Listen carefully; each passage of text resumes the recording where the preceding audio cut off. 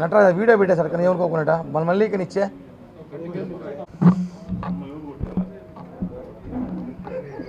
ప్రస్తుతాలు కొట్టారు.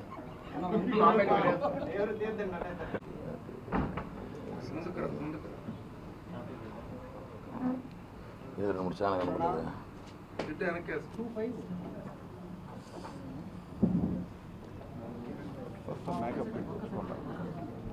వేసుకో అంతగా అందరూ వేసుకోవాలి. అయ్యే ఏమైనా నిజంగా సామర్థ్యం రాయెత్తుకొని ఇప్పుడు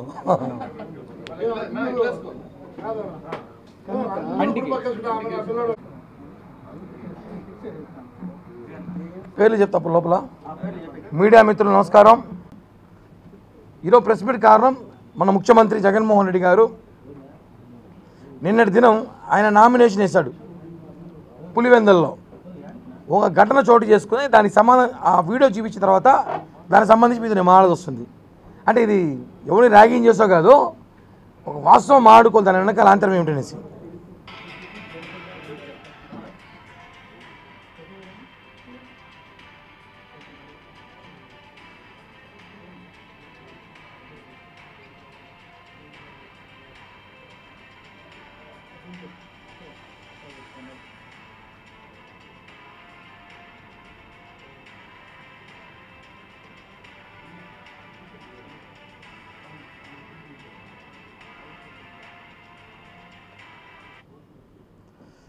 అందరూ చూసాం. అందులో సాక్షాత్తు 5 సంవత్సరాలుగా పరిపాలించిన మన ముఖ్యమంత్రి జగన్మోహన్ రెడ్డి గారు ఆయన జేబులో పెన్ను ఉంది. అవినాష్ పెన్ను తీసుకుని సంతకం పెట్టినాడు. అది అవినాష్ అంటే తెలుసు, చిన్నపిల్లడు, బాబాయ్ చంపేసిన చిన్నపిల్లడు పెన్ను తీసుకొని సంతకం పెట్టాడు. అంటే ఆయన మతి భ్రమించిందా, లేకపోతే ఆ పెన్నులో ఇంకు లేదా, అవినాష్ పెన్ను వాడాల్సిన అవసరం ఏమొచ్చింది డౌట్ వేసింది. అంటే ఇది అనుమానం వ్యక్తం. ఎందుకంటే సెంటిమెంట్ ఏమైనా ఆయన పెద్ద పెడితే ఆయన మళ్ళీ ముఖ్యమంత్రి అవుతాడేమో లేదా సెంటిమెంట్. కానీ అర్థం 5 సంవత్సరాలు 130 నుంచి 140 సార్లు బటన్ నొక్కిన ముఖ్యమంత్రి ఆ బరువుతోనో ఆ ప్రెస్టేషన్లోనో పాప ఆయన దగ్గర పెన్ను సంగతి మర్చిపోయినాడు. ఆయన తమ్ముడు పెన్ను తీసుకొని సంతకం పెట్టినాడు. అంటే మన ముఖ్యమంత్రి పరిస్థితి ఎలా ఉంది ప్రజలు తెలుసుకోవాలి. ఆయన ఓటమి భయం కనిపిస్తుంది ఆయనలో. ఆయన ఓడిపోతున్న భయంలో ఆయన జేబులో ఉన్న మౌంట్ బ్లాంక్ పెన్ను కూడా ఆయన మర్చిపోయి పక్కనున్న ₹2 రీపులు తీసుకుని సంతకం పెట్టినాడు. అంటే రీపులకు ఉన్న వాల్యూ కూడా మౌంట్ బ్లాంక్ లేదా? అంటే అవినాష్ దగ్గర ఉన్న పెన్నుకు కూడా జగన్మోహన్ రెడ్డి పెన్ను పవర్ లేదా రాసేయడానికి?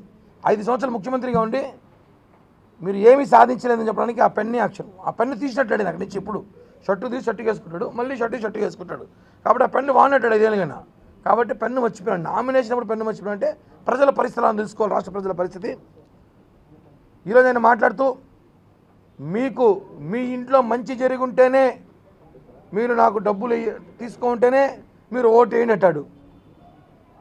ఈరోజు మీ ఇంట్లో మంచి జరగలేదు. 2 చెల్లెలు ఓటు మీద తిరుగుతున్నారు.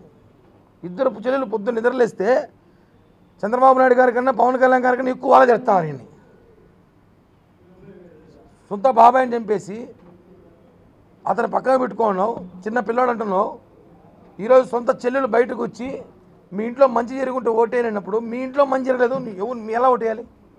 మీ ఇంట్లో కరెక్ట్గా లేనప్పుడు మేము ఎలా ఓట్లేయాలి ప్రజలు అడుగుతున్నాం. రాష్ట్రంలో రౌడీ పరిపాలన, గూండాలు రాజ్యం వెళ్తున్నారు. కరెక్ట్గా ఇంకొక 16-17 రోజుల తర్వాత ఈ రాష్ట్రానికి కూటమి అధికారం రాబోతోంది, మంచి రోజులు రాబోతోంది. అదేవిధంగా తిరుపతిలో, చంద్రగిరిలో కూడా మనం చూసుంటాం ఘటన. తిరుపతిలో మొన్న కోటకొమ్మల లేఅవుట్లో ప్రచారానికి పోతే కొంతమంది వైసీపీ డాగ్స్ కొంతమంది అడ్డుకున్నారు. మేము చెప్పేది ఏమంటే వైసీపీ తిరుపతి రౌడీలకి మీరు ఇన్ని రోజులు చేసిన అరాచక పాలన, మీరు చేసిన దౌర్మార్గ రౌడీయిజం పాలన ఇంకొక 15-16 రోజుల్లో ఓటు రూపంలో మార్చబోతున్నాం. తిరుపతికి మంచి రోజులు రాబోతున్నాయి. తిరుపతిలో కూటమి అభ్యర్థి భారీగా విజయం సాధించబోతున్నాడు. మీరు ప్రజలను భయపెట్టి ఈరోజు చూస్తున్నాం ప్రచారానికి వెళ్తే కూడా మీరు అడ్డుకుంటున్నారంటే ఏ విధమైన పరిపాలన చేస్తున్నారు?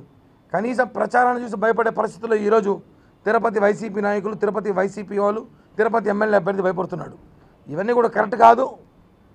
మీరు ఏ ముఖ్యమంత్రిని చూసైతే మీరు విర్రవీగుతున్నారో ఆ ముఖ్యమంత్రి ఉన్న పెన్నే బంద్ చేయడం లేదు, మీ పెన్నే బంద్ చేయము. ఇంకా ఖచ్చితంగా చెప్తున్నాం, రాబోయేది ఉమ్మడి కూటమి తిరుపతిలో జనసేన అభ్యర్థి భారీ మెజార్టీ కలగబోతున్నాం.